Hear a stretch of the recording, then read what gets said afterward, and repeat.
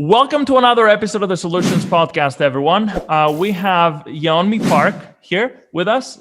Just to give a brief introduction, Yeonmi Park is a North Korean defector and a human rights activist who escaped from North Korea to China in 2007 and settled in South Korea in 2009 before moving to the US in 2014. Yeonmi has helped millions of people, including myself, get an idea of how life in North Korea really is. Ever since escaping North Korea, she became an international phenomenon, delivering speeches and giving everyone the opportunity to better understand the brutally oppressed circumstances the North Korean people are living under. So, Yeonmi, thank you so much for coming on the podcast. We're thrilled to have you. Yeah, thank you. It's been an honor. Thank you for having me. Yeah, we're super happy. So maybe you could start out quickly by just giving us a little bit of the background story for our viewers who, may not be familiar with your story. Yeah. I mean, I wrote a book, but I will try my best to make it, short. Sure. I was born in North Korea in 1993 in the border, northern part of the country. And even though North Korea is supposed to be a socialist paradise where the government providing everything, they didn't do that. They on purpose starved us. So Really? yeah, it was the famine in North Korea is a man-made famine. It's not like Haiti or Africa. There's an earthquake or anything like that. It's purely made by the human, because the purpose of the regime is making us be starved and hungry. So that's the only thing we think about, right? They become full, they're going to start to thinking about the meaning of life, freedom. So when I was born, the daily day routine is seeing people dead on the streets from this hunger famine. So in North Korea in the 90s when I was born, it is called the worst famine in modern history. There are more than 3 million people died, and all outside of the capital. And after that, by the time when I was 13, just simply we couldn't find any more food. So that led us to escape to China. And of course, when we go to China, North Korean women be sold as slaves. So after 2 years of slavery in China, I crossed the Gobi Desert to Mongolia. Then that's when I went to South Korea and became free. Wow. So how does it work? Like when you left North Korea into China, what was the process like? Like, is it, guarded and you have to sneak through somehow, or how does it work? So, I mean, right now, the border between China and North Korea, it was almost hilarious. China, long time ago, has built, the wire fences. But also North Korea too. North Korean regime cannot even give people electricity, but they do put the high electricity on those wired border, and they would literally put the machine guns and bury the landmines to prevent even a single, literally Kim Jong-un told the border guards, do not let even single ant cross the border between North Korea and China. So when I was crossing, I was trafficked by human traffickers. So therefore, they had a connection to the guards. And I think they bribed them. So, but the thing is, every 100 meters with the guards with the machine gun standing. So even though maybe somebody that I'm going to spam might not shoot me, but somebody else might shoot me, and the dog is barking. So it was just pure luck that I made it out. Wow. Are there a lot of people trying to actively defect? I mean, obviously, not many of them make it to the news, right? No, it's not like daily news. Oh, this person tried to escape. But is this? I mean, do you know if this is an active effort where many people try to escape and these guys are just fortifying the country better and better so nobody can go out? So the thing is about North Korea, I mean, it's a karmic kingdom, literally, right? Nobody knows how to get inside the country and see what's going on. And it's not like the southern border between America even. I mean, anyone who shows they want to escape, that's gonna get them executed, send them to political prison camp. So firstly, people cannot talk about they want to go somewhere. Of course. don't know. It's like living in North Korea. It's like I don't know if you guys have seen the movie The Truman Show, Yeah.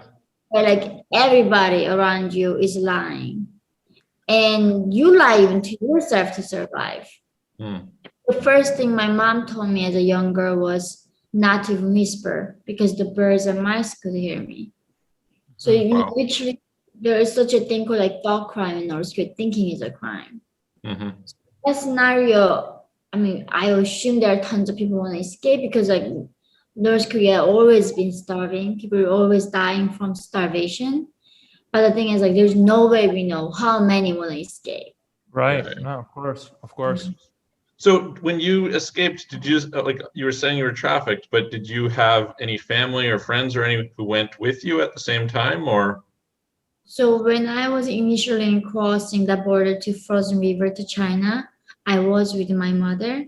Mm-hmm. But of course, when we got to China, they beat my mom, and then of course they told us that we had to be sold separately because they had to charge two people's money, right? If they sell me with my mom, even though I was 13, they would not charge that much money. And apparently in China, virgin is very expensive. So I was 13, I was virgin, and so they sold my mom to around like $65, and in this 21st century, and they sold me over $20 because I was virgin, and that's how I got separated from my mom and alone in China. Wow. Wow. Crazy. Did So- you guys end up reuniting? It's a long story. A lot happened, and then I found her back afterwards in Oh, China. that's good news. Hmm. That's good news. Yeah. Michael, you were gonna say something. Yeah, so I guess the first thing that I'm really curious about, and I'm not sure like how much, your mother would have told you about before you were born or whatever, but how much do you know about how they got into that situation in the first place? Like I'm interested in how you go from being a sort of normal society to being a society that's really fucked up. Right. I know it's like North Korea is almost like a fictional, like it's not even real, right? It doesn't make any sense. Like the common sense that we have here doesn't apply in North Korea. Yeah. Like they got different common sense. It's like a different planet. Like when I escaped and going to South Korea, I literally thought I was doing this in time traveling. At least like I traveled like 1,000 years of time from one place to the other place. So, how North Korea began was, I read tons of books. I heard things from my grandma, everybody, and of course I learned from North Korean like school like system, like the propaganda school. Initially in the 40s, right, Kim Jong-il, so Korea was invaded by, colonized by Japan. Yep. And then when the World War II ended, there was a Cold War started beginning. Mhm. So there are people back then were pushing communism or socialism and capitalism, right? So there's somebody from South Korea, his name is Lee Seung-man. He was American educated. He wanted to start a country like America, has a like checks and balances, split power, And then the Kim Il-sung, who wanted to Soviet-style country like the Marxism and Leninism and communism country. But it was very appealing to North Koreans because they were peasants, a lot of them. Mhm. Not most of them were not landowners, and there was inequality. So Kim Il-sung came in saying, give us your land, give us your property, give us your rights, everything give us to us. I will make sure that every one of you get equal opportunity, equal rights, equal standard of living. Mhm. There's no more poor and rich anymore. We're gonna get rid of all of it, make every single thing equal by government controlling every single thing. Mhm. So they started having no private property. So cows owned by the regime, houses on. So in North Korea, there's no contracts. Like I never saw the contract because like government owns everything. We cannot make a contract saying I'm selling your house. It's if they do switch house, we say verbally, I switch you with my house. I still don't know how this works, but it works in North Korea. Right. So that pure idea of making everything the same and equal, And because by doing that, people gave up everything to the regime, right? The central government economy, government tells you how much you can eat, how much public ration for this family and this family. And the irony about this thing is that even though they began to make everything equal and the same, but they made the most unequal society in the world right now. They came up with 50 different classes. Wow. Like 50 different classes. So therefore, the craziest thing is that even though it doesn't matter what I'm when I was born, depending on what my great grandfather did during the revolution, my status is belonging to that. So if somebody committed a crime in North Korea, not only that person gets punished, the 3 generations or up to 8 generations of family gets punished. That's crazy.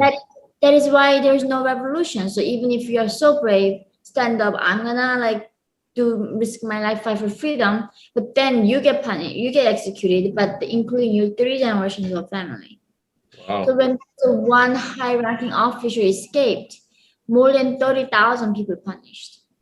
Wow. And a lot of them were like 8th, 6th, 7th cousins. They didn't even know they were related to that person. Yeah. So that's how regime get rid of every seed of potential of uprising to eliminate entire clan of that family. Yeah. That's crazy. And so how come you think that people, I'm very curious about this concept in general, and I see it, I've seen it obviously, if you look at history, you look at kind of Nazism and rise of that, you see it in Turkmenistan right now, you see it in a bunch of different places where what the leadership is doing just seems ridiculous. And it's like, okay, why don't people somewhere along the way, I understand when you get here and it's like they have absolute power and they're going to kill you and all this, but how come people didn't push back beforehand? Have you thought about that? How did that not happen? So the thing is, I learned a lot about what it means to be a human during my journey, for sure. So what it happens, I think, right now, I'm not any political party in America, but even right now in this current moment of America, we ban the president because he had the wrong views, right? We ban people. And I understand the psychology of banning the people's speech that is hurtful. But the thing is, it's how it all begins in the beginning. We execute somebody because you are threatening people's happiness, people's security. But the thing is, and also the scariest part about this communist, right, Marxist North Korea and China, Mao, right? They brainwash the young people first. Oh yeah. Because those are the most malleable brains. They can change, easily be shaped by the regime. Yeah. They first go after these young people and ask them to execute the professors and go after people who are corrupt in their minds. Yeah. So it's a scary thing. Even right now, I see so much division in America, right? And I think it's so possible. Any country can end up like North Korea, because initially we say we silence somebody, few people okay, that's not comfortable speech. Let's silence that. Let's give the government the power to control all of this. The government's regulated. Then what happens eventually is North Korea, right? We don't have any more rights in our power to control the government anymore. Yeah. So I think people always think North Koreans are stupidest people in the world, right? Because how come people are so dumb putting up with this thing for 75 years? Yeah. Believe it or not, national IQ, North Korea is one or number 2, the most highest IQ in the world. Wow. That's why CIA cannot even figure out North Korea. Yeah. That poor country can't even feed their own citizens. Yeah. With the US as an equal power, we saw with the Trump and Singapore, Trump is in love letter to Kim Jong-un, right? So it's not about being smart or not. I think it is about people understand the signs of authoritarianism. understand the totalitarianism and seeing the seed of it, that if that's growing, we gotta take action right away. Yeah. But of course, people don't realize until they get affected. Yeah. And if they get affected, it's almost too late, right? Everybody else is like being affected. Yeah, I think there's like a famous quote. I was at the Holocaust Museum in Jerusalem, and they had some quote about like first they came for the communists, but I didn't worry because I wasn't a communist. Then they came for, you know, these people, but I wasn't one of them. You know, so they kind of go down the list, and they're like, then they came for me, and there was nobody left. Yeah. Exactly. I think the fact that I'm fighting for the people's freedom is that, I mean, there are millions of people are passionate, billions of people passionate about saving animals, right? Becoming vegans, taking all these extra steps. People fighting polar bears, climate change, gender equality, you know, diversity. But the thing is, they don't worry that if you don't have freedom, how do you even fight for puppy? Yeah. Exactly. Like the freedom is a foundation of every single thing that we have. Even fighting for climate change. Like, how can you fight for climate change in China right now under the Communist Party? Mm-hmm. I think what's scary to me is like in North Korea, there's nobody left that were free to fight for my freedom. Mm-hmm. Imagine the world someday, like none of us are free. Yeah. I'm sure is not gonna fight for our freedom. Yeah. Environment is not gonna for our freedom. Then who is left there? Only us can do it as free people. Yeah. Right. You know what I wonder? I wonder if so a lot of what you do is trying to put the word out there on what's going on in North Korea, because this isn't publicly covered, meaning that you don't hear about this every day. Mm-hmm. And so I think you're doing great work on that. Now, my curiosity is, what do people in North Korea know about the outside world? Because, you know, if what they think, especially going from generation to generation, if information doesn't get passed on from, you know, the older people to the younger people, and there's all sorts of propaganda in the country that, you know, everywhere else is the same or worse, maybe that disincentivizes people from wanting to escape and wanting to not comply. So how does that work in North Korea? That's a really good question. It's like, so even though people say the inequality that exists in like America, right? Like I use the same internet that the president uses, right? I literally looking at the same TV screen that Jeff Bezos watching. Yeah. So PC has been the most equal society I've ever been to. So let's talk about inequality. That is true inequality is, so in North Korea, because I was in the middle class, in the public general population, I didn't even know the word for internet. Okay. It's not even a concept in our head that there's something called like internet exists. And I've never even seen the map of the world. Wow. The North Korea calendar begins not when Jesus Christ was born. It begins when Kim Il-sung, the first Kim, was born. Of course. I mean, that makes sense. Yeah. It's a religion, right? That's how they would do it. Yeah. Yeah. It's a kingdom. It's like, that's why Kims are gods to Northern people. Yeah. And then like people like Kim Jong-un, the current leader, he was educated in Switzerland. Yeah. So he knows exactly what's happening in the world. Yeah. Mm-hmm. You're gonna ask the people in the bottom or the middle general population, most of them, like 99.99% of them, do not know even what internet is. And my case, guys, like I never even seen the different race. I didn't even know. So in North Korea, they didn't tell me that I was Asian. They told me that I was Kim Il-sung people. I was Kim Il-sung race. Mm-hmm. So they like isolate you. To the point that you don't even know what isolation means. Like I thought in my life that I was isolated from the rest of the world, you know. If you know, you're not isolated. Yeah. That's how. So even in school, like when we learn, of course, regime has to teach us the basic numbers for us to work. Like it's, you know, we are slaves to them. So they do teach us numbers, but the numbers how they teach us is like there are 4 American bastards. You kill 2 of them. Then how many American bastards left to kill? That's literally a math problem for like 7 years or to solve. Wow. Every thing is a propaganda. That's wow. So many problems there. I mean, if that's how it is, then I wonder. I mean, do people even want to leave if they think they got it? I don't know. I mean, obviously, if somebody's starving. Obviously that's not good. They don't want to starve. They don't want their children to starve. They want to seek something better. But if all the information they get is this and that about the outside world, yeah, I mean, I can see how that could kill the incentive.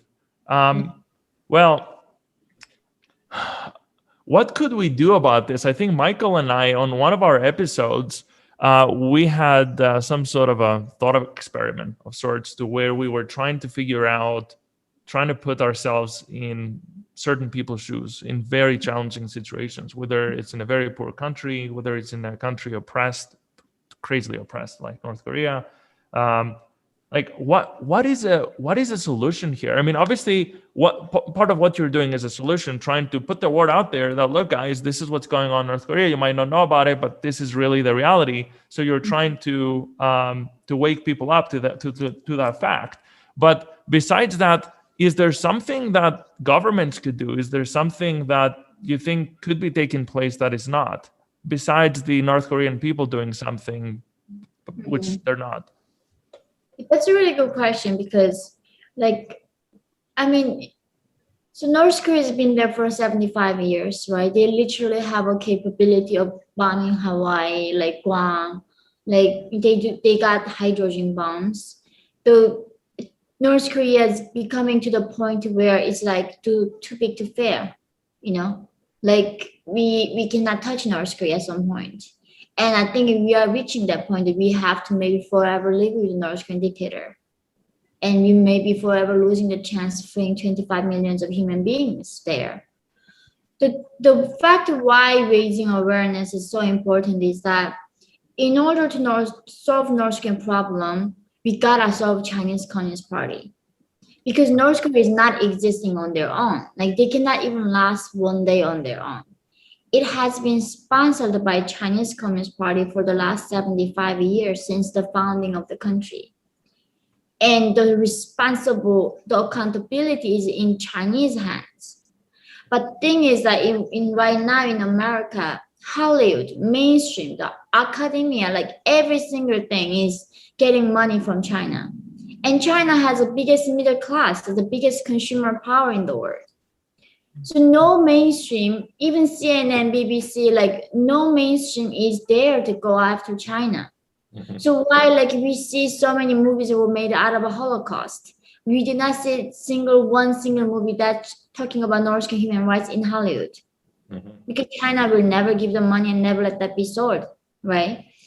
So because of that economic incentive, we have a censorship in America, in the world right now, with the Chinese government. I mean, right now, it's not like we are the only ones suffering right now. The Xinjiang people, like the Tibetans, the Muslims in China, sent to political prison camp. And imagine that was happening in America. Right now, every single person in the world is going to talk about how bad America is, but nobody does that right now in the world about China, right? So I think that's why it's so important for people to know that why, like you, Jim and Michael, you haven't heard about North Korean mainstream media because of that reason. People just didn't want to bother China for that. And second of all, in order for us to come up with a bear studies supporting North Korean human rights issue, then the people gotta demand the change. Because we're living in a democracy. The politicians gonna do what gets them be elected and get them votes, right? Get a second term. So if the people keep demanding our politicians that we want them to solve North Korean problem, then that's how the change begins. We cannot, because everybody behave through their incentive. And for the politician, their incentives do something what is popular right now in America. Racial equality is a very important hot issue. So every politician is advocating that, right? They're gonna solve racial inequality. And like that, at some point, we got people to demand, like how right now Americans demand diversity, gender equality, racial equality, all of that is demanded by people. Then we can move the governments. So without that piece coming, without public aware and demand a change, it is really hard to start a movement in democracy. I mean, that's at least what I have learned for the last 5-6 years doing this work. Mhm. I have a ton of questions to ask you. A bunch of things I'm curious about, but one that came up the other day, I was having a conversation, and I ended up reading. It was a report on psychological warfare from a Chinese perspective, kind of what they've built up as kind of their methodologies of psychological warfare. Do you think that China, or the Chinese government, is engaged in psychological warfare against the US?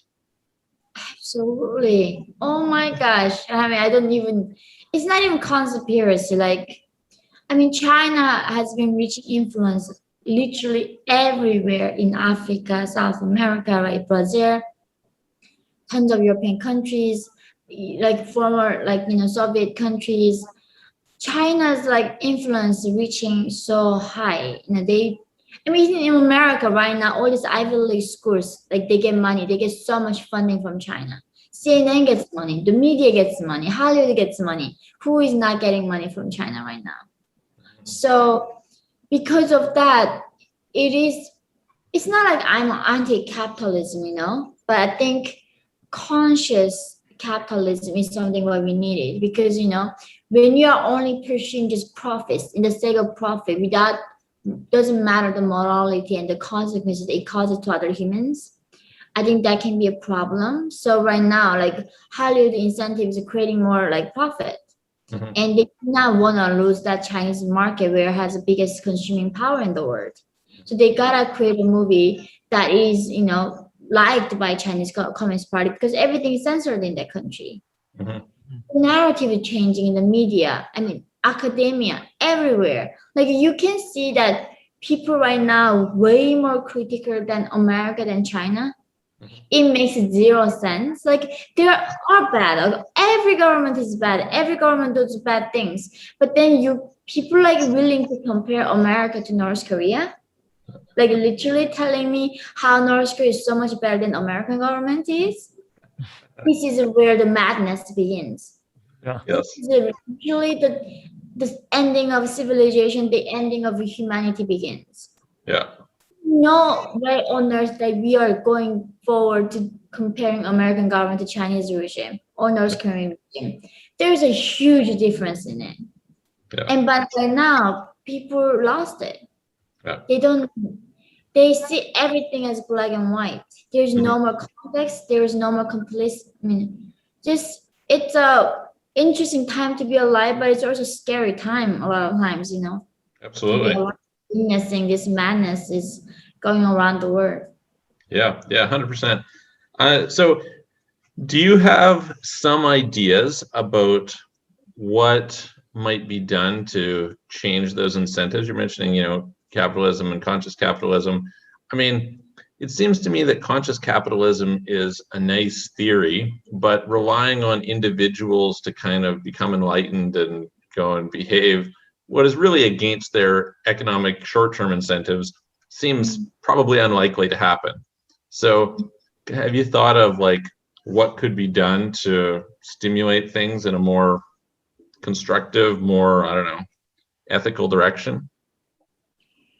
It's a very complicated issue, right? Anybody said they know how to solve the world problems, they are lying.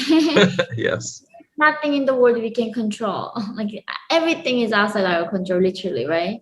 Yeah.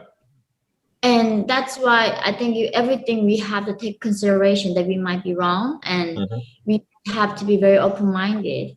The thing that I think being selfish is a good thing because the fact that you're trying to be selfish and trying to keep your family alive is eventually a good thing. Everybody does the same thing, but then we have a rule of law that is fair. It's protecting individual rights and private property. That's why we need a rule of law. We cannot live in an anarchy state where everybody can do whatever stealing and just do their good, right? Yeah. As long as we have those sets of principles, the common law that is protecting everybody can have the equal playing power, it's good. Yeah. the thing is that, I mean, so right now, like these American corporations, all these companies, like, like cannot lose China, right? They are doing everything they can. Even Disney. I mean, it's unbelievable what they're doing to be nice to Chinese government. Why are they talking about this racial inequality, about justice, oppression in America? They are seeing every single day, and they do not want to talk about oppression, that real oppression people experience in China. So it's just sickening to the point like that. I'm so, oh, these hypocrites. I don't want to even like look at their face. Liars. But the thing is, that's the thing. The consumer in America, I think we are in a place where people have access to information. Unlike people in China, they have censored. A lot of people are brainwashed. Even in America, we're being brainwashed. Going to public schools, like so much is propaganda right now. And I mean, I don't really know how to turn that thing back, because I think that every single thing in America, a lot of things are like rooted in Marxism and about a power to government and taking it from our individuals. What are some examples, just so people kind of have a sense of what you're talking about? What would be some examples of things being rooted in Marxism? I think so. It's a lot of it, right? Like right now, the people talking about safe space in universities, right? That, what does that even mean? Like the world is not safe. You can like literally hit by the like earthquake, tsunami. Like, how do we create a safe space in this earth? Life is unpredictable. Because by nature is unpredictable. And these people are obsessed with controlling things. We cannot control those variables. Therefore, creating safe place in university is a BS. Like, I'm coming from North Korea, and they say, oh, in this class, we're going to talk about rape or racism or white supremacy. If it triggers you, you don't even have to do the paper. You don't even need to come to the class. Yeah. And literally, like they say, email you, don't need to come to class. We're going to cover this. And we completely understand your emotional state being. And then like, why do you even go to university then? If you're going to hear about things that makes you so feel comfortable and loved and safe, don't go to university. Yeah. So this is like what North Korea kept doing. Like the world is a hard place. The American bastards are trying to keep like attacking us. Japanese imperialists trying to bomb us. Therefore, we need a deal leader to keep us be safe. Yeah. That's exactly the same narrative that 1984 Georgia War covers, where there's enemies trying to kill us. So we need a big brother, that we need to give everything to him to keep guard us. Yeah. So fear that they're creating, and it's not a real fear. Like, I mean, humans are stronger than that. We are better than that. We cannot be triggered by reading a book. And kill ourselves afterwards. Like, who are we? Like, we went through so much as a humanity. It's a shame that now people cannot handle somebody's speech. Therapy. Seriously, like somebody like Trump talking, it gets you feel like you're killing yourself. Oh my gosh. I mean, that's true. That's totally true. And talking about Trump for a moment, I wonder, ever since he became president, I know that he shed a lot of light on the Chinese government when before there wasn't really anything like that. Now, I'm not going to sit here and say, he did the right thing, this, that. I'm just saying, look, he put the spotlight there, and he had some sort of campaign against them, and that led lots of Americans, basically his base, to learn more about the Chinese government, what they do to the US and all this stuff. I wonder if a US leader that had a public agenda against the Chinese government or the North Korean government, how that would affect public perception in the US and how that would help accelerate the movement that you're trying to get going. So, I mean, I try my best to say what is on my mind, not censoring myself, not trying to politically correct, because I risk my life to have a freedom of speech. I'm not gonna no longer putting up with these people nonsense that you have to censor your speech. It's nonsense. That leads to North Korea eventually. So I think Trump did an amazing job of highlighting, as you said, like raising awareness about the corrupt and the evilness of Chinese government. Like literally right now, at least 70% of the world's problems would go away if we solve Chinese peace. Like so many people are suffering because of Chinese Communist Party. Even just thinking about Chinese people, like 1.3 billion people having a social credit system that where if they don't behave well by the standard of the regime, they cannot even buy the train tickets to go to see their family members. Chinese people, our people, it's not like I have problem with Chinese people. I'm having a problem with their Communist Party. Right. And people don't get that, like Chinese people are victims themselves. And look at Hong Kong. Like literally without even one gunshot, they took over Hong Kong. How many millions of freedom is being lost right now? And of course, like everybody is willing to talk about, like Putin's like the annexation of like Crimea, but what happened to like Hong Kong right now? Where are all those people talking about Russia? And like, if they are gone. So I think Trump did a good job talking about it, but I think he was hard enough to pushing the agenda, even though he was talking about like North Korea was sponsored by Chinese, Xi Jinping, and then he just chose what was popular, tried to be the peacemaker and just playing this publicity game with Kim Jong-un. He didn't solve anything. Like a lot of people say, oh, that's better than doing nothing. Well, I guess he did better than Obama did, for sure. Like Obama literally did nothing about North Korea, but at least Trump, in his non-traditional way, trying to solve dictatorship. But he was very naive in his effort because North Korea has been around way longer than he did in politics. They know their game for sure. They know what they're doing. But the thing is, it's still like I get the goods that Trump did and the bad that he did. But when people come with the idea like every single thing that Trump did was horrible, and also the people also every single thing that he did was right. Oh my God, it drives me crazy. Nobody can do every single thing right or every single thing wrong. That's not being a human means. Like we can do bad and good both. Yeah. So people cannot be fair right now. People cannot be logical. They just lost it. Like literally lost it. Like the people who love Trump, as soon as I talk about how he was naive about North Korea, they get so emotional. Like he's the greatest person in the world. And people who like hate him, I said like he did it right with China. They're like he's the worst person in the world.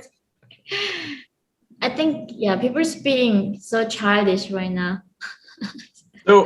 So on the flip side, I wonder if there's some things we can learn from China and from North Korea. Mm-hmm.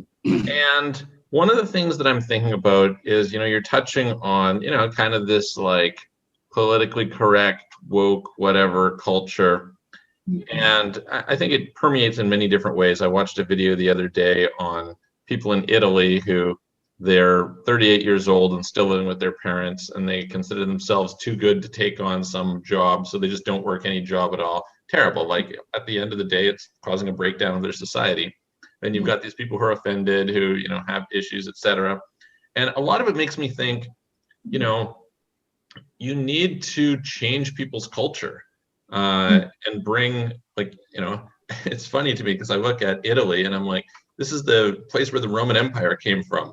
This was a place of discipline. This was a place of, like all this. Jim's from Greece, the Greeks back in the day. I mean, you have Sparta, you have, the Macedonians, you have Alexander the Great took over the world kind of thing. And now what are they? They're sitting there on the beach. I mean, Jim's not. Jim's working 48 hours a day, but a lot of, it's this very laid back culture.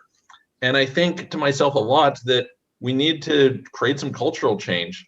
And it seems to me, maybe I'm wrong, so I'd love to hear your opinion on this, but it seems to me that North Korea has, through their process, they've created a destructive culture, but at least they have some sort of a system for altering culture. And I wonder if we could learn something from that about how to, if we were to channel that towards building good culture, we might be able to do something there.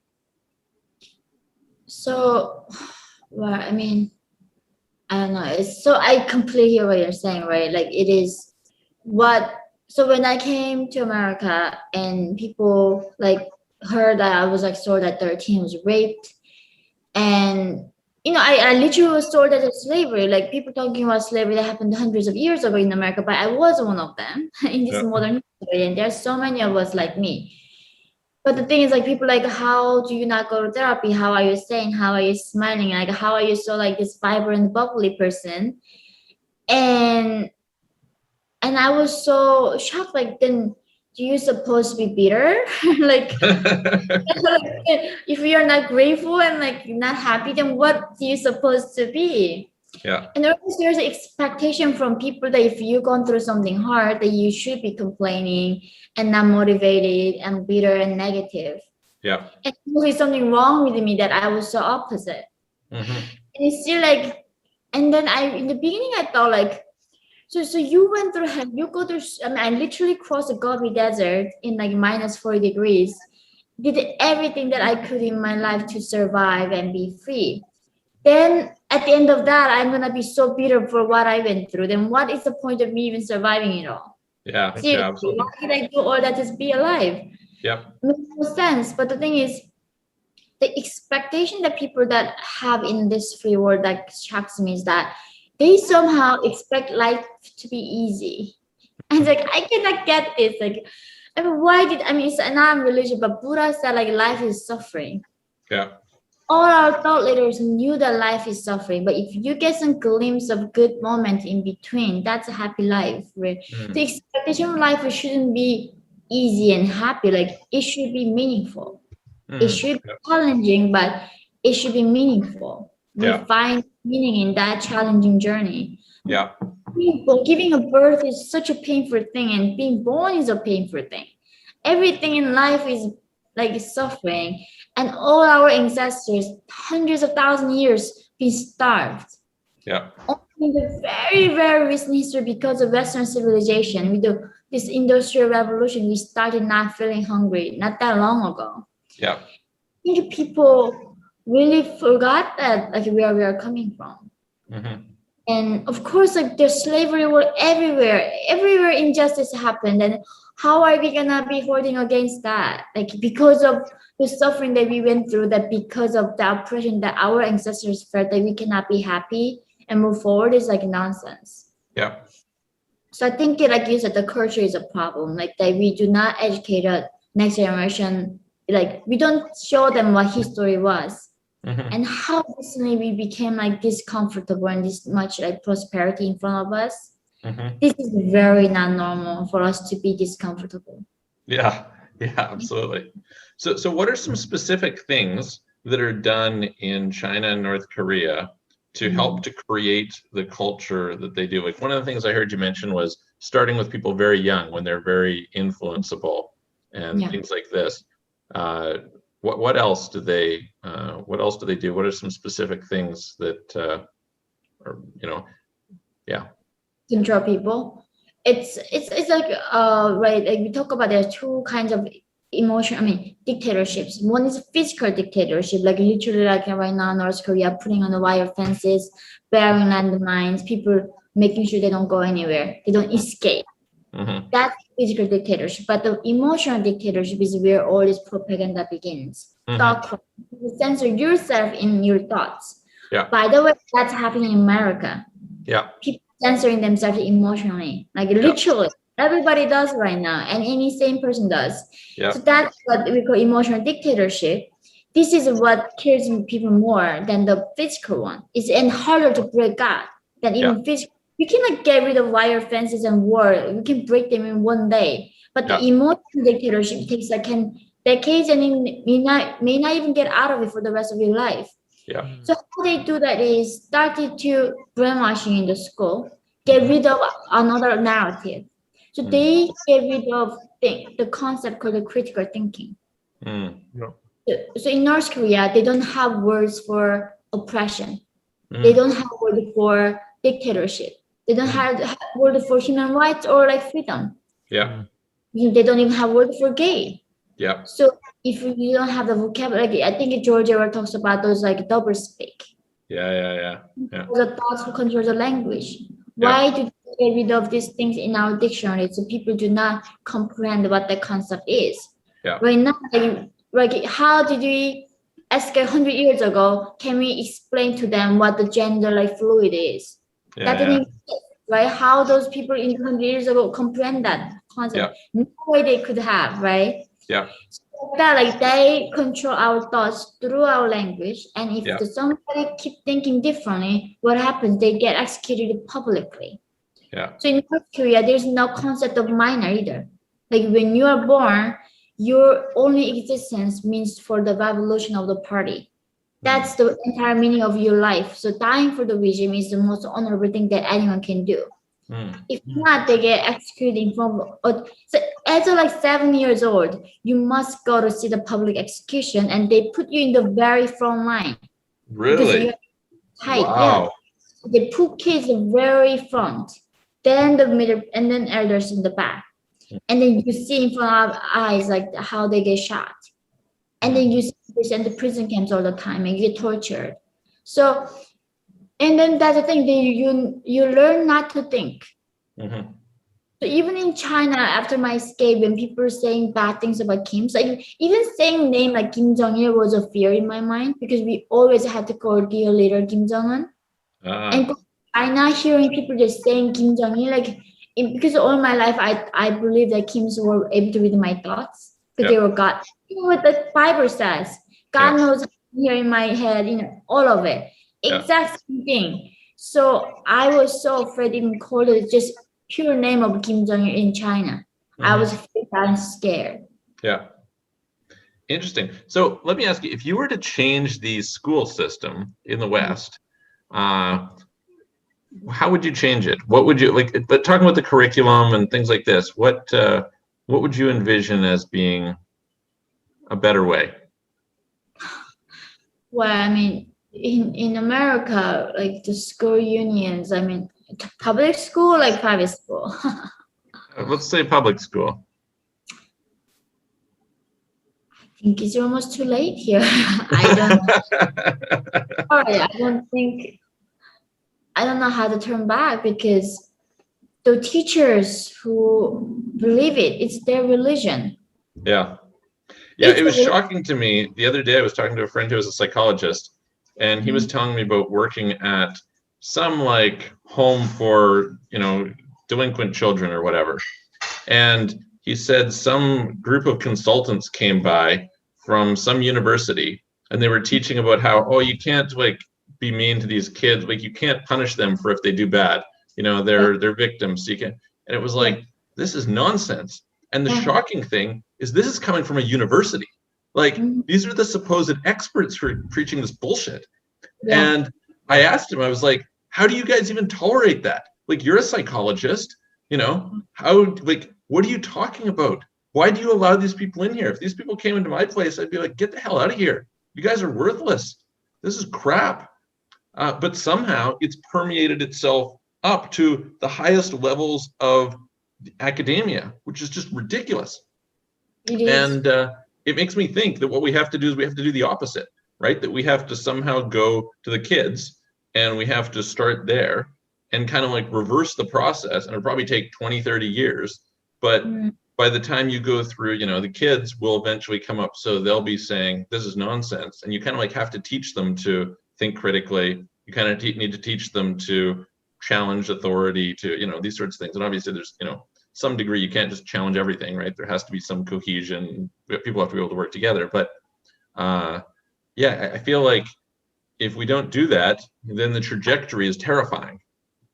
But the thing is that, like, what I say like to that when they're younger is that, so like you used to think, right? If people go to like become extreme liberal and like become Marxist and socialist, and go to college, and when they start paying taxes, we thought they were gonna come to their senses. But not anymore. Like, I met so many people who paying taxes after university, like go to San Francisco, go to New York City, Chicago, like all these major cities. While they're paying taxes, they still believe on all the BS and lie. It's scary stuff. So people don't change. That's wrong. I think that's why it's way more scary right now to be living in. These people gonna believe this stuff even later in life. So I've got my own theory, but I'm wondering, why do you think that is? Why is it that you think that people continue, even once they get out into quote unquote the real world, that they still have these messed up ideas? Because people's ability to think critically is dead by then. Like all you're in school time, you learn the one narrative, like being in North Korea. Like when my critical thinking was dead to the point when I'm in South Korea, people said like, oh, Kim's were dictators, you guys been lied up, like deceived. And I was like, no. To me, it was like, so if everything that I believe in my life was lie, how do I know what you're telling me is not lie? Yeah. I understand that. Absolutely. It was like being in the movie Matrix, and somebody come telling me you've been living in the Matrix. But then I was like, then how do I know what you're telling me is not like, lying? Exactly the same thing. It's scary. Like, how do I believe again? How do I trust again? And then like just look at the photo. He's not hungry, because in North Korea we believe that Kims are starving for us. They're working tirelessly for us. They are the most selfless, most beloved person that you can think of in this universe. Then they showed me a photo, and then look at him. He's the fattest guy in the photo. Look at all other people. That's for the first time I learned of, oh my God, Kim is fat.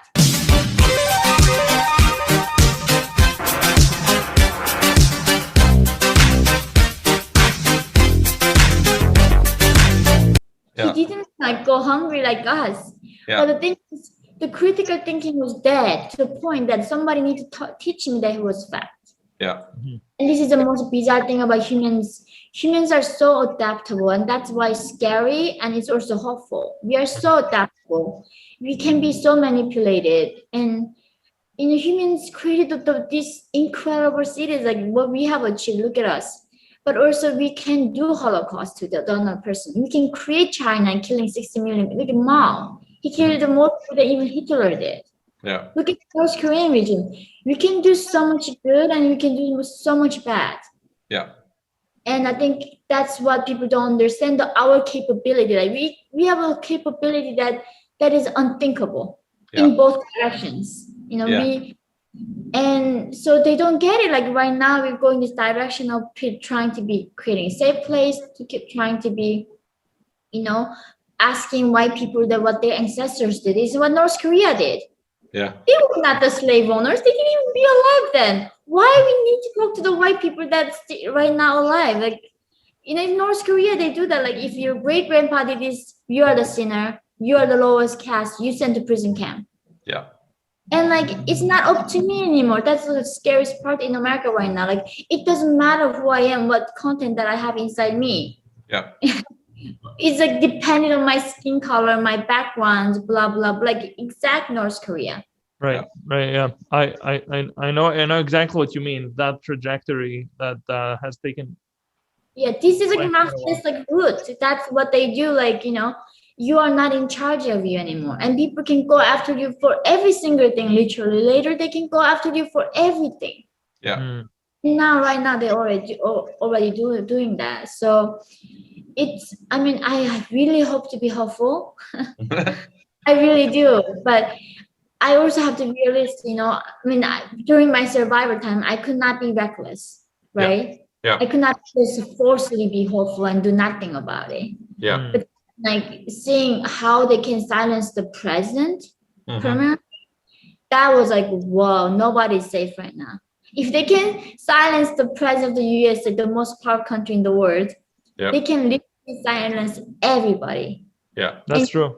So that brings me to sorry, Jim, I'll just do this quick and then you go ahead. That brings me to kind of another approach that I like to think about, and that is I like to think about solutions in technology. And I don't know how much you've considered this, but I wonder to what extent, like, look, I would argue that the internet, Twitter, these sorts of things have actually probably been more instrumental in preventing regimes in a bunch of different parts of the world than perhaps anything else. Because now suddenly, like you can see what happened in Ukraine. I mean, it was what, 2012, 2013, something like that, when, basically people were putting on YouTube what was going on live. And so somebody can't argue, hey, this isn't happening, right? And so I wonder to what extent there's solutions that can be built into technology that are things like uncensorable technology. So we see this with blockchain as an example in terms of permissionless ledgers and things like that. It's concerning that you could shut down somebody like the president. So, maybe we should be building a public good, some sort of a decentralized, permissionless, uncensorable, censorship-resistant system that just can't be shut down because of how that would enable people, no matter what, to be able to gain access to it. Thoughts on that? Have you? Absolutely. I mean, I've been doing this work on YouTube, and I'm meeting every their like category of victim, right? Yeah. I'm a person of color. I was slaved. I was born. I was raped. Every oppression that people talk about, I experienced it all. Yeah. Here, because I don't have their narrative, I don't echo in their narrative, I get censored. Yeah. And that's insane. And the thing is that, but I mean, like, so we have to think about different ways. Like you said, if we can go like even come up with the Bitcoin, like the government cannot like really mess up with that. Yeah. People in the hands of people's control. I think it's an amazing thing to have for the people. But the thing is also the technologies doesn't always do good to humans. Like look at China. Yeah. It became the tool for the regime to control people. Mm-hmm. And actually North Korea has been, they cannot even afford to feed their children food. They buy these facial recognition cameras, they technology AI to the border. So they put it, it's like 1984, they put the towns to make sure every single person in that town belongs there and they don't go other regions. So people in North Korea, they don't even have a freedom of movement within a country. Not to mention traveling abroad. They cannot even go to the next town from their home. Yeah. Sleepover is now allowed in North Korea. Like in America, you guys have sleepovers. In North Korea, you have to be reported to that. Wow. So that's how much it's been like controlled. You are controlled every single thing you do, like what you wear controlled. So these cameras helping the regime so much. Like they needed the people in the past, but now they just need the cameras and like technology. So technology it's a tool, right? It's a completely new thing. It can be good and bad, exactly the same. So right now I see that a lot of mainstream technology platforms are not good.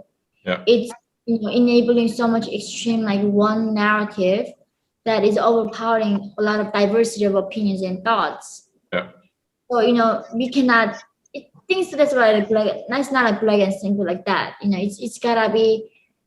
I hope that America comes up with better technology and essentially people see the value of it and move into different platform. Yeah. But I don't know because like right now, what was a Parler, right? Yeah. Shut down by Amazon, didn't they? Yep. Yep. And how do you fight back at this point? I want to fight back, but I don't know how at this point. Yeah, no, I don't think you can do anything when, they shut down absolutely everything. Even their own attorneys, as far as I heard, turn against them. So of course, and I think to Michael's point, this is why we need technology that's decentralized, to where not one person calls the shots. Right. To where yeah. So I think that's why it's important, and I'm very happy that the entire blockchain technology and all this stuff has come to life. All sorts of interesting projects are coming by. I don't know if this is going fast as we needed to, but it's definitely needed. Looking at the U.S. president, being, I think everybody misses Trump a little bit in his tweets. Yeonmi, you must admit a little bit, right? Yeah, the thing is that it's not like I believe everything that he says, but I value everybody's opinions. Sure. Literally, that's the thing. Like I think he's genius. Trump is ingenious at PR. Like he's good at a lot of things that most people are not good at, right? I admit that completely. And it's not like, of course, some things I don't like about him, but a lot of things I like about him. Mm-hmm. But it's everybody. The only person that I hate everything is like Kim Jong-un. That is the only person I can say, like, I hate you absolutely. Every single thing about you, I hate you. That's the only person I can say that. But like he living in a free world, like we cannot apply that to someone like Trump. And it is certainly I'm definitely not gonna send my son to public school. I mean, private schools are worrisome right now. Mm. I'm reading about private schools too. Like it's at some point we just gotta homeschooled. Yeah. Watching like online classes and it's the homeschool. Otherwise, it makes no sense because we're Mhm. gonna kill their ingenuity, creative thinking. Humans Yeah. born with. We are sending them to school. By the time when we go to school in North Korea, we are dead in our brain. Like Yeah. literally, when I got out, it was a feeling of like my brain cells were not connected, all dead. And every time I read something, learn something, their thoughts were being connected. I feel like the fire is in my brain, like coming back to light. Yeah. And it's the same process that I see with the young people going to schools here. Like we kill them in their brain, Hmm. and they're afraid. Think, yeah. So, You know what I'm curious about? You spoke about adaptability and how adaptive human beings are, which is very true. Yeah. You went from a culture that, I mean, oppressed is obviously a word that's not enough. Over there, you can't know anything, you can't move, you can't do anything, basically on what you're telling us, which is true. So when you went from there, and you earlier in the episode you said, look, we went to South Korea and it was like 1,000 years ahead, right? Yeah. How did you adapt? How was your integration process? I'm very curious. Mm. It was very painful. It was scary, really, really hard. Because I was coming from a country, even though it was like that, I didn't have to think about myself. Like I didn't have to think for myself. That was one good thing, is that it solves a lot of problems. Like you just have to be like a puppy. You have your owner. They ask you go for a walk, you go for a walk. Come on, sit there, you sit down. I mean, the only thing that was allowed in North Korea is for me to breathe. That is the only thing that I could do with my free will. But other than that, they literally execute you for watching a wrong movie. They literally send you prison camp for wearing jeans. They literally, imprison you for like not wearing like, skirt on the days. So every single thing that you do, they literally tell you what kind of haircut to have. Otherwise, you're gonna send to prison. If you have longer than hair that they tell you, you're gonna send to prison. Mm-hmm. Every single thing is a crime there. And going to South Korea, and they started telling me like, what do you want to do? What do you like? And they even told me what's your favorite color. And I was like, do I have to know? Right. So yeah, like your favorite color is red because it's a revolutionary color. Everybody knows. And like, what's your favorite color? I don't know. I never thought about it. Why does it matter? Like what I think, why does it matter? Mm-hmm. That was a shocking concept. Like people keep thinking like, what do you think? And I was like, I don't want to think. Thinking is hard, guys. Like thinking in the beginning was so hard. Like brain, you spend so much of my like energy. I got exhausted after I was thinking for an hour. I'm done. I'm so tired. Like I'm growing this muscle. Keep thinking and thinking more, and it's getting easier. But whoa, thinking was exhausting. Mm-hmm. Like, coming from a place where you didn't have to think and never learned how to think, and going to a place you learn how to think. It's a big difference. So I think that's the thing. People can be so adaptable. Right. Yeah. I wonder, did people treat you with prejudice ever in countries you're in? Of course. I mean, in China, I was sold, right? Like I was less valuable than dogs and pigs. These people were raping us, they kill us, and there's no accountability. Even though they murder us, we cannot go to police because if we go to police, they're gonna catch us and send us back to North Korea to be tortured. Right. So us, instant death is better than being tortured in the concentration and can die afterwards. The most painful death you can imagine. When we were crossing desert, we had lasers and had things to kill us. So if we get captured, it's better off we get killed ourselves right away than like being dragged of all the torture, So yeah, in China and then Mongolia and South Korea, even in South Korea, I was discriminated because I was North Korean. They would say, are you a spy? Are you a communist? Like, and they have so many stereotypes of people, of like defectors. So I think even though America, people say like it's the most racist country, this has been the most welcoming country to me. Okay. I mean, if there are bad people, of course I encounter some bad people, but it's everywhere like that. It's not like America's institution is bad. Just there are bad people everywhere in this world. Right. So yeah. That's true. That's true. Are you ever afraid when there's all these?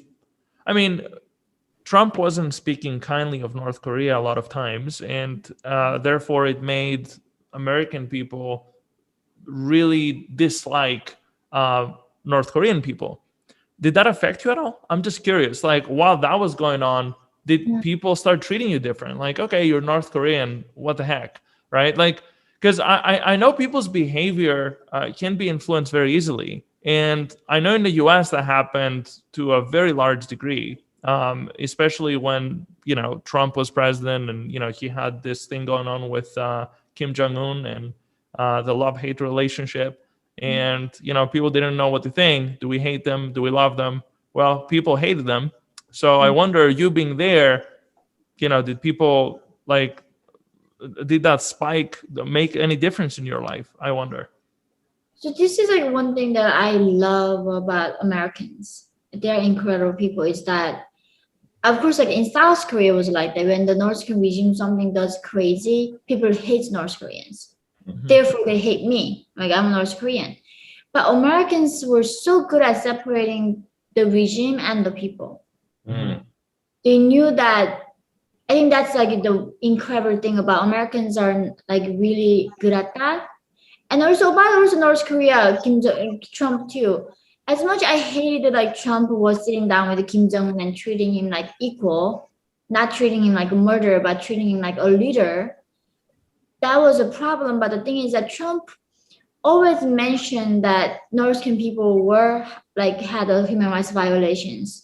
In his State of Union speech, he brought a defector and Otto Warmbier, the American college students who got killed in North Korea, right? Like he was a tourist. I don't know if you guys were reading about that.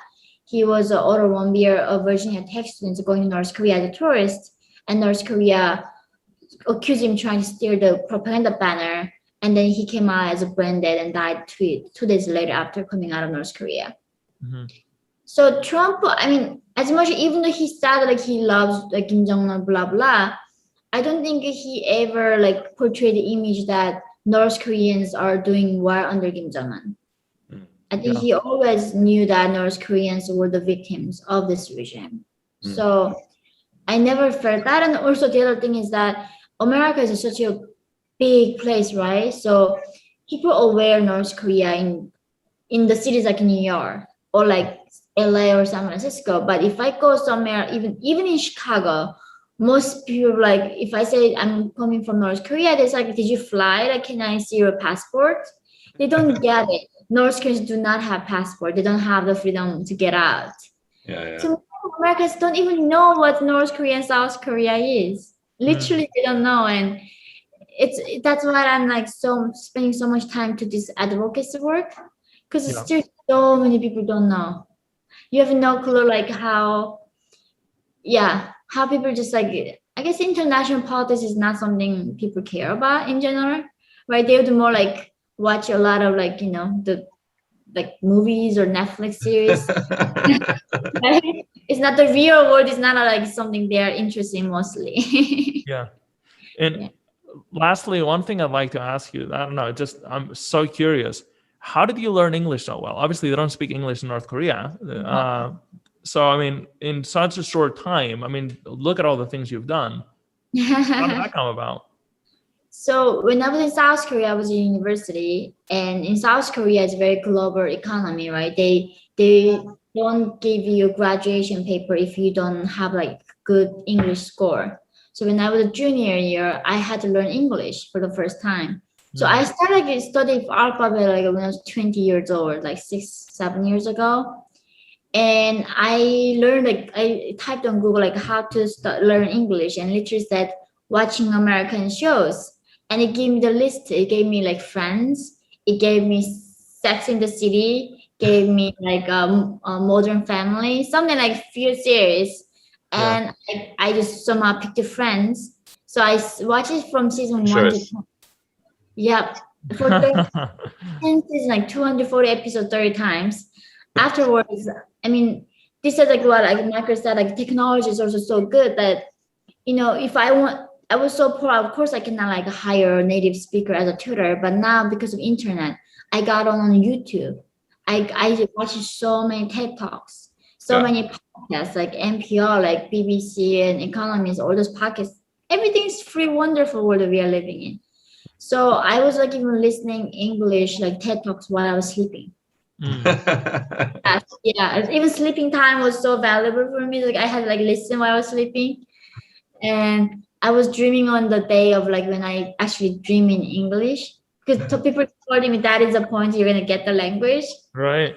So do you dream in English now? I don't know. Like a lot of times my dreams were in North Korea. Yeah. Even when I was writing a book, but only in like the last 2 years. In my dreams, I'm nowhere. I don't have any personality in my dreams.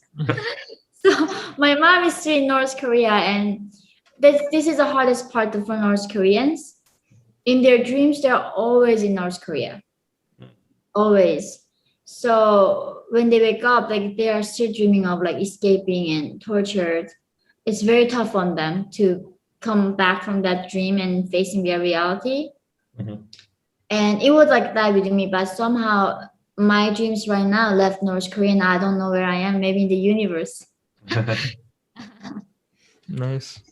I was having a conversation with a friend. One of the things that I've been doing this thought experiment of over the last while is to think about different parts of the world and try and project forward and say, you know, what parts of the world are most highly probably going to improve the most over the next 10 years.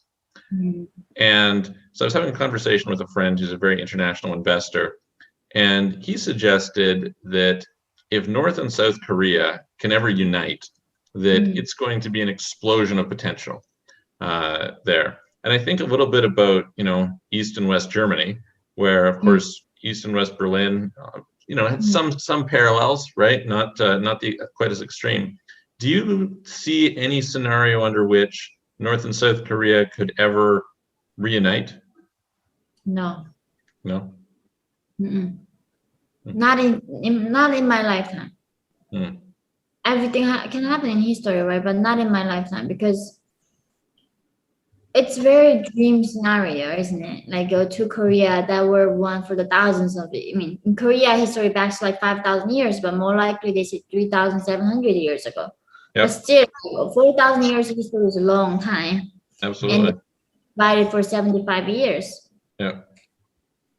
I went to South Korea thinking that it was the same Korea. I went there, and people evolved in a speed that, because North Korea is not like even Germany difference. Like North Korea is a different planet.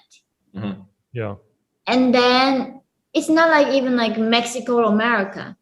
Mexicans know what internet is, what banking is. In like when I went to South Korea, they told me like, how do you pay? Cash or like, you know, card? North Korea, we don't have bank. How do I know? There's a bank, you put money, you get card. Like the concept of banking was so hard. And somebody telling me about credit card, how the heck I know like you build a credit? For me to understand hedge fund, it took 4 years. All the higher thing in the economy, and there's no way North Korea is gonna get that. So, and another thing is that South Koreans, I mean, we have evolved to the point that like the language, right? In North Korea, there's no word for stress, because you know you cannot be stressed in the socialist paradise. Right. Because you cannot be depressed for the same reason. And in South Korea, so that culture evolved, and how people think got evolved. The language different. Yeah. The language is not between like English and British English. It's not that. Like literally, North Koreans have very like political prison camp, very different language. And the thing is that why also I don't believe in reunification is good for is that South Koreans right now, there are 30,000 North Korean defectors who went to South Korea. And this is such a good experiment to see that how do they mingle with each other. Literally in 2018, there's a mother and son from North Korea were starved to death in South Korea in 2018 in the middle of Seoul. Wow. because South Koreans that heartless for North Koreans, Wow. that mean to North Koreans. Like they are so discriminatory that I had to get out. Mhm. South Korea. So the South Korean culture is not like America, embracing diversity, Yeah. being compassionate to the different like backgrounds. Mhm. And so the culture is so behind. And South Korea is very materialistic. I Mhm. mean, even though people talk about how the West is, but nothing compared to Asia. They have never seen the materialism like the Korean or like those countries that have. They see it in China too, like just Right, exactly. biggest Gucci stores and all this kind of stuff. Absolutely. Yeah, so America is very people are goal driven. They Yeah. want to make a difference. And even though I keep saying like millennials are delusional with their socialism ideas, Yeah. but they're at least noble. They care about causes. They want to make a difference. Yeah. But Korea is not that about like everybody. How do I get more like Chanel bags? Like how do I get a like better life Yeah. material? It's not about how to make world a better place at all. Right. Yeah. So when that things consider that, it's gonna be very painful if the unification happens. I think North can be that's gonna be used by South Koreans, by the Samsung, Hyundai, all these big corporations. Hmm. North does not even know what the investing is. I told you we don't even know what contract is. Right. So Yeah. when we go to South Korea, they know this and they are telling us, oh, if you give me this money, I will give you like this much about like maybe apartment. There's no Yeah. contract. We give them money. We think it's Yeah. North Korea. And like there's no contract that you cannot prove it. And they give you them cash. So many North Koreans get screwed by South Koreans. Yeah. And it's gonna be a lot of screwing up. Like every potential is not going to South Koreans and North Koreans gonna be really used. Yeah. Rather see North Korea become independent and Mhm. develop on their own with their own speed. Mm-hmm. They don't feel like they are pushed by the people who's been experiencing this modern world for longer than us. That'd be a dream. Yeah. Cool. Well, that's fantastic. I really appreciate this. Jim, do you have any more questions? I'm trying to wonder, is there a question that you would like to be asked, but people don't ask you, and you're sitting there thinking, how can people not ask me this question? Is there something you just want to put out there? I mean, obviously you have your channel and you express yourself, but I don't know, what is a question nobody asks is what I'm trying to think. Is like, man, there's questions that we could go and talk about for 10 hours. I don't know. I think you guys asked really so many smart questions. I've learned so much with you. That was good. Like, you didn't ask me like, why did you escape? Like literally people do that. Seriously, come to me and they said, so tell me about it. Why did you escape? Like, why do you think I escaped? Like, oh my gosh, the obvious reason. But I love that. Like you guys were asking a lot of smart questions and helping me to understand new things. Of course. Thank you so much. I think you added great value to us as well. Thank you from the bottom of our hearts for your time and for the hard work you do. And we hope that with what we do, we can possibly help just a little bit to further your efforts. So thank you so very much for your time. We very much appreciate it. Now, one thing we have to ask our viewers, guys, thank you so very much for taking the time and sticking around. If you have questions for Yeon-mi, feel free to comment down below. We can probably, I don't know, do a follow-up episode in the future, and whatever we haven't asked, we can go over it. You should go check her out. If people want to watch more of you, which places would you like to direct them to? Oh, they can just come to my YouTube channel. Like that's where I talk about so many different things. So like dating in North Korea, literally beauty standard, all those fun stuff. So people can learn about more about humans of North Korea, not just politics. Right. Cool. It's Yeonmi Park on YouTube, and I think there was something more. There's a voice of North Korea. Yeah. Yeonmi Park. Yeah. Mm-hmm. Okay. We'll put the links in the description for anyone who wants to go and check it out. Thank All right. you. Well, again, thank you so much, and and thank you, everyone. We'll see you in the next episode. Absolutely. Thanks, everyone. Thanks, Yeonmi. Thank you, Yeon-mi.